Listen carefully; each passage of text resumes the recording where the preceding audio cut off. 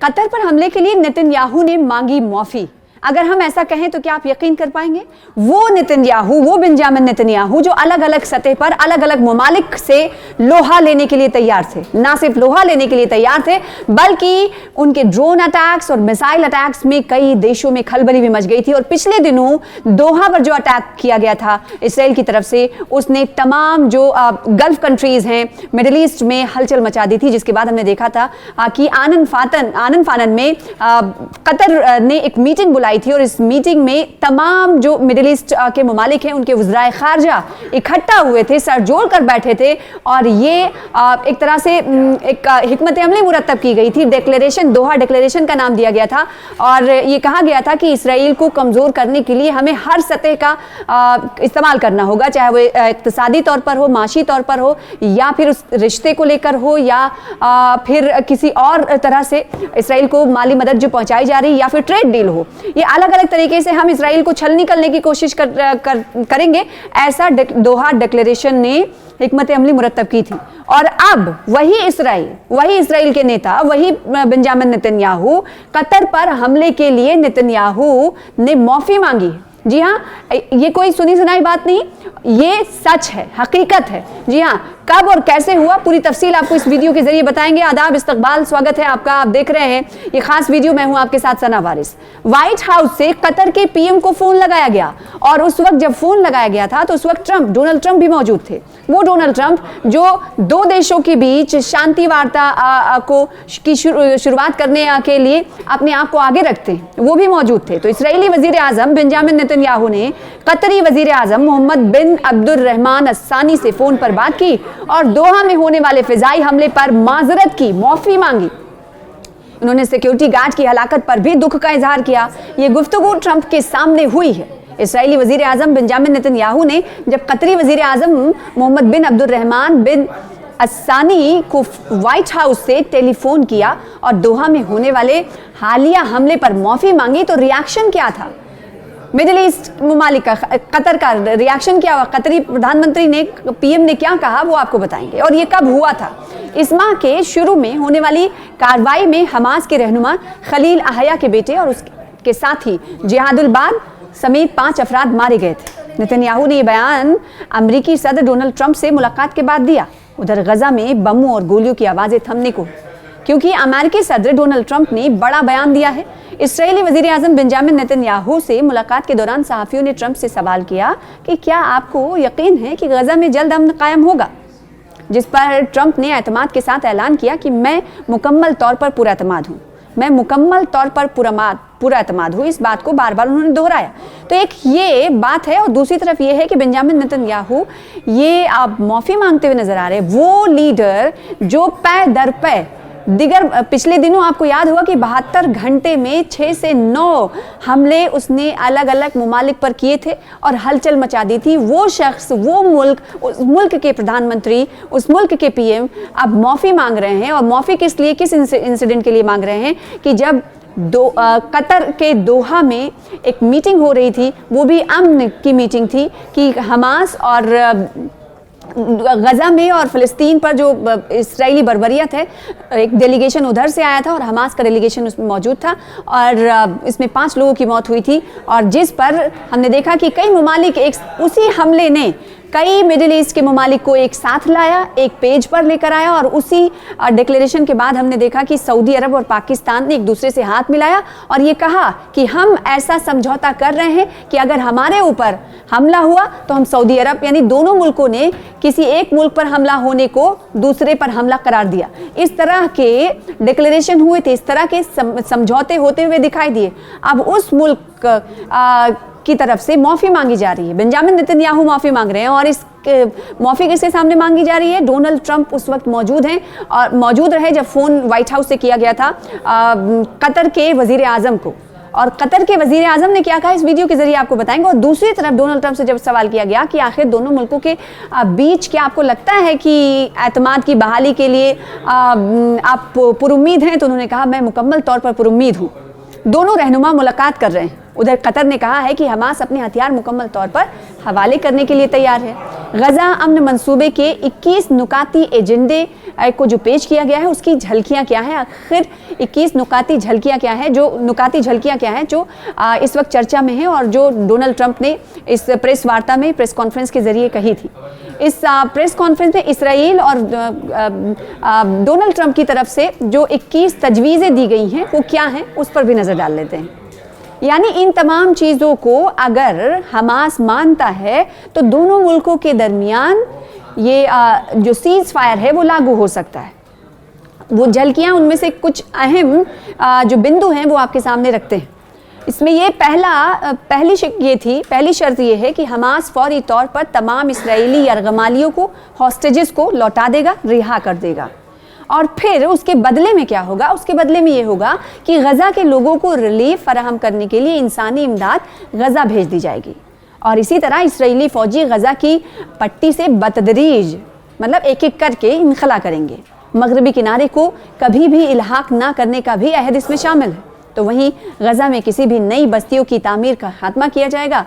और इस 21 नुकाती तजवीज़ में ये भी शामिल किया गया है कि हमास के बगैर नई फ़लस्तीनी हुकूमत का क़याम होगा। गजा के रिहायशियों की जबरी नकल मकानी ना हो और ना ही जंग के दौरान फ़रार होने वाले लोगों की वापसी को रोकने की कोई कोशिश हो। ये 21 तजावीज़ में शामिल है। कतर ने अमरीकी सदर डोनाल्ड ट्रंप को यकीन दिलाया है कि वो हमास को अमन मुआहदे पर राज़ी करने पर आमादा कर सकता है, जिसमें हथियार डालने और मुसल्लह सरगर्मियां बंद करने की शर्त शामिल है। अब आप सोच रहे होंगे कि कतर का आखिर जिक्र क्यों आता है। इससे पहले भी हमने देखा कि कतर मीडिएशन करता है, सालसी करता है। तो कतर ने दोनों ममालिक के बीच सालसी का किरदार अभी नहीं, गुज़िश्ता कई सालों से जारी रखा हुआ है। और इसीलिए हमने देखा कि इसराइल ने कतर को निशाना बनाया था। कतर को निशाना इसलिए बनाया गया था कि इसराइल ने कहा कि जो भी हमास को अपने यहाँ पनाह देगा, किसी तरह का हेडक्वार्टर या फिर किसी तरह की मौजूदगी वहाँ पर दिखाई देगी, हम उस मुल्क को टारगेट करेंगे। लेकिन अब एक बार फिर से कतर सालसी का किरदार अदा करने की कोशिश करता हुआ दिखाई दे रहा है। इसमें कतर का कहना है कि उसकी सालसी से गजा में कशीदगी कम करने में मदद मिलेगी और फ़लस्तीनी ग्रुपों को मुज़ाकरात की तरग़ीब मिलेगी। ये इक़दाम मशरिक़ वस्ता में अमन की कोशिशों में एक अहम मोड़ साबित हो सकता है। अमेरिका के मशरिक़ वस्ता के खुसूसी एलची स्टुअर्ट कोफ ने कहा है कि अमेरिका ने गजा के लिए 21 नुकाती अमन तजावीज़ तैयार कर ली हैं, अगरचे इसके तमाम पहलुओं को जाहिर नहीं किया गया है। टाइम्स एक अखबार के मुताबिक ये कहा गया है कि इसमें फ़लस्तीनी रियासत के क़याम की तजवीज़ शामिल हो सकती है। नेतन्याहू ने इस तजवीज़ की सख्त मुखालिफत भी की है। इसके बावजूद अगर डोनाल्ड ट्रंप डटे रहे तो तजवीज़ मंजूर हो सकती है। और इस तजवीज़ की हमने देखा कि अलग अलग जगह पर चर्चा भी हो रही है, बहस भी हो रही है। अब सवाल ये उठता है कि जो तजवीज़ अमेरिकी सदर अमेरिका के राष्ट्रपति डोनाल्ड ट्रंप पेश कर रहे हैं, क्या वो तजवीज़ हमास मानेगा या फिर हमास की तरफ से उस तजवीज़ में कुछ चेंजेस किए जाते हैं, ये देखने वाली बात होगी। क्या हमास की तरफ से कहा जाता है कि जो आपने 21 इसमें तजवीज़ प्रस्ताव रखे हैं, इनमें से हम कुछ मान रहे हैं और कुछ नहीं मान रहे हैं, तो एक पेज पर आने की कोशिश करेंगे अगर आपने ये वाला माना और ये दूसरी तजवीज़ नहीं मानी तो। क्या इस तरह का कोई अमल देखने को आने वाले दिनों में मिलेगा, ये देखने वाली बात होगी। पर कुछ नहीं कहा जा सकता, लेकिन इतना तो ज़रूर है कि कतर एक बार फिर से सालसी के लिए तैयार हो गया है। भले ही इसराइल की तरफ से कतर को निशाना बनाया गया था, कतर में हमला उस बिल्डिंग पर किया गया था जहां पर हमास के लीडर सर जोड़ कर बैठे थे और दूसरे डेलीगेशन से बातचीत कर रहे थे कि इसराइल और गजा फ़लस्तीन पर हो रहे अटैक को रोकना है, सीज़ फायर को लागू कराना है। इसको लेकर बातचीत हो रही थी क्योंकि आपको मालूम ही है कि इसराइल में इस वक्त फायरबंदी लगातार जारी है और फायरबंदी की खिलाफवर्जी लगातार इसराइल की तरफ से की जा रही है। ड्रोन अटैक्स किए जा रहे हैं, आईडीएफ के फौजियों की तरफ से इसराइली बच्चों को भी निशाना बनाया जाता है। और एयर ड्रॉप्स हमने देखा था कि पिछले दिनों बहुत सारे ड्रॉप्स किए गए थे ताकि जो वहाँ पर कहत साली भुखमरी जो पैदा हो रही है वो उसमें थोड़ी सी कमी किया जा सके, क्योंकि इस वक्त वहाँ पर खुराक की बेहद कमी है। हमने देखा कि एयर ड्रॉप्स के पीछे जो आवाम है, वहाँ के बच्चे हैं, दौड़ते हुए नजर आए और ऐसे में कई लोगों की अमवात भी हुई है।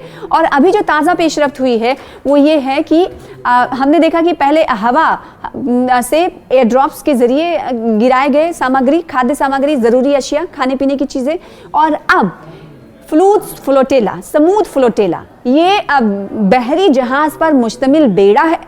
ये काफिला है, किश्तियों का काफिला है जो अलग अलग मुमालिक के रुकन से भरा हुआ है और ये गज़ा की तरफ जा रहा है मुहासरा तोड़ने के लिए, ताकि गज़ा के लोगों को जो अशियाए खुर्दनी हैं या ज़रूरी सामान हैं उन्हें मुहैया कराया जा सके और कत्ल व गारतगिरी जो इसराइल की तरफ से जारी रखी गई है उसे बंद कराया जा सके, आलमी सतह पर की चर्चा हो।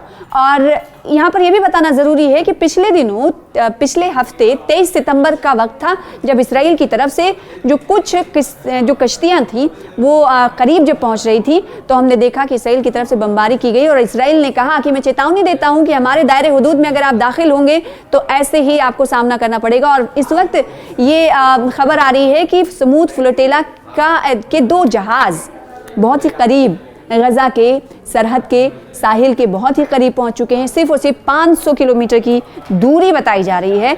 ऐसे में सबसे दाद देने वाली बात यह है कि अल समूद फ्लोटेला की कश्तियों में शामिल ये जो कारकुन हैं, अलग अलग शोबे हयात से जुड़े हुए कारकुन हैं, इनमें ज़रा सा भी डर का माहौल नहीं है। इसमें हमबर्ग भी हैं, इसके अलावा अलग अलग शोबे हयात से जुड़े हुए लोगों का ये काफिला है जो गज़ा की तरफ रवाना है और इनमें अज़्म मुसम्मम है, इनमें बहादुरी झलकती है, इनके चेहरे पर ज़रा से भी डर और खौफ कुछ भी नहीं दिखाई देता है और खुशी ये गज़ा के लिए आगे बढ़ते हुए दिखाई दे रहे हैं। और इस बीच इसराइल भी चेतावनी देता हुआ, इंतबा देता हुआ नजर आ रहा है कि अगर ये जैसे जैसे आगे बढ़ेंगे हम इनको अपनी हुदूद में दाखिल नहीं होने देंगे।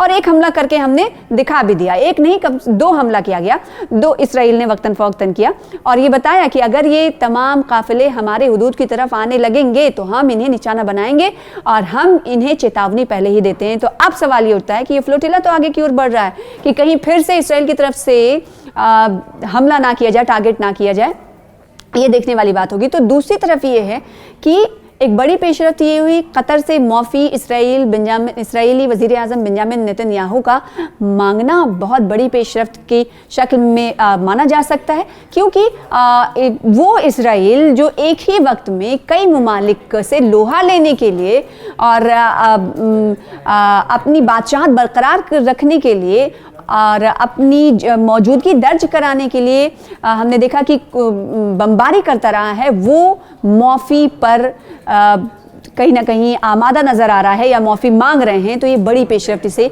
मानी जा सकती है।